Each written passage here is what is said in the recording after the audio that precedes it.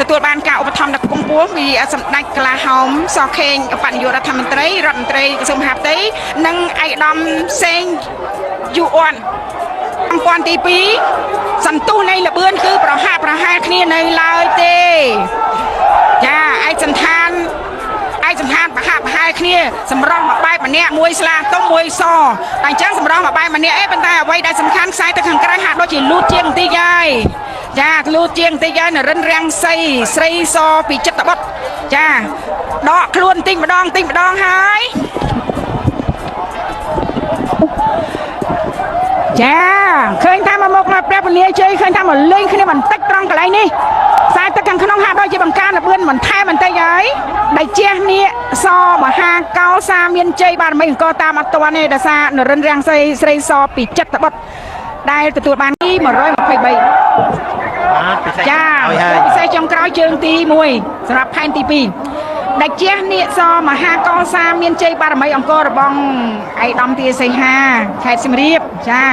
កឧត្តមអភិបាលលោកឧបត្ថម្ភដែលជះនាគសមហាកោសាមានជ័យបារមីអង្គខ្សែទឹកខាងក្នុងរីឯខ្សែទឹកខាងក្រៅសូរិយាមហានគរដេជោព្រះវិហាររបស់ឯកឧត្តមកតេបណ្ឌិតចាហ៊ីងមុនៀងនិងឯកឧត្តមសួសយ៉ារ៉ាអ្នកតំណាងរាជខេត្តព្រះវិហារទូកមកពីខាងខេត្តព្រះវិហារទឹមគ្នាល្អណាចាំមើលយ៉ាងម៉េចទៅហើយសៀមរាបនិងព្រះវិហារនៅក្បែរគ្នាទេបាទផ្លូវទៅតែមួយតែបែកគ្នានៅត្រង់ណាងួតបាទតែផ្លូវដល់ជួបផ្លូវតែបែកគ្នាយកជ័យត្រឹមទីព្រាត់នេះហើយចាំមើលសិនឥឡូវប៉ិនគ្នាដែរអត់ប៉ិនគ្នាខ្សែទឹកខាងក្នុងអាចដូចជាមានព្រៀបយើងទីទួយជាប់គ្នាក៏តែខ្សែទឹកខាងក្នុងដកតែ3 4ខ្ទង់ទេដៃជះនេះសមហាកោសាមានជ័យបារមីអង្គ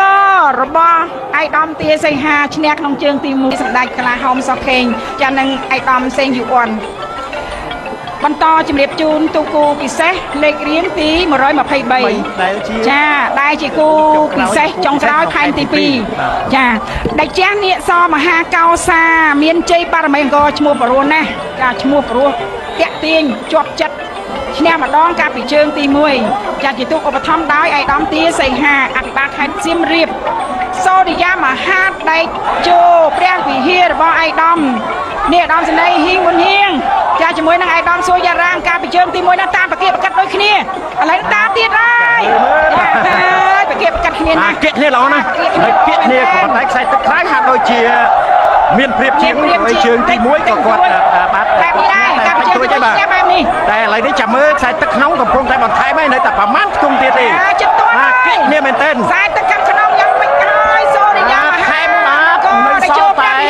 បាទនៅសល់តែ3 4ខ្ទង់ទៀតទេបាទដូច្នេះខ្សែទឹកយ៉ាងជាមិនទទួលបានជ័យជំនះទេក្នុងជើងទី1នេះចាសូមអភ័យទោសបាទយើងបន្តទស្សនានៅគូទី110បាទគូទី110ដែលជះនាគសមហាកោសាមានជ័យបារមីអង្គរដែលអញ្ជើញមកពីខេត្តសៀមរាបចំណែកឯព្រះច័ន្ទកុមារថេរាសែនជ័យកំពុងធំលឿនណាទុកនេះតែឥឡូវយ៉ាងណាយ៉ាងណីមកប៉ះជាមួយនឹងដែលជះនាគសមហាកោសាមានជ័យបារមីអង្គររបស់ឯកឧត្តមចាអភិបាលខេត្តសៀមរាបចាឯកឧត្តមទាសីហាយ៉ាងណាហើយចាឯកឧត្តមហ៊ុយធីរាលោកឧបត្ថម្ភព្រះច័ន្ទកុមារថេរាសែនជ័យជាទូកល្បីល្បាញប្រចាំខេត្តកំពង់ធំការប្រណាំងនៅខេត្តកំពង់ធំហ្មងល្អណាលឿនណាឥឡូវយ៉ាងម៉េចហើយចាដូចធំចាញ់បងបន្តិចហើយចាញ់បងទៅលើចាបន្តិចទួយតែបន្តិចទួយអាចថាជើងទី2អីស្ដារលទ្ធភាពឡើងវិញក៏ថាបានចាដាច់ជះនាគសមហាកោសាមានជ័យបារមីអង្គរបស់ឯកឧត្តមទាសីហា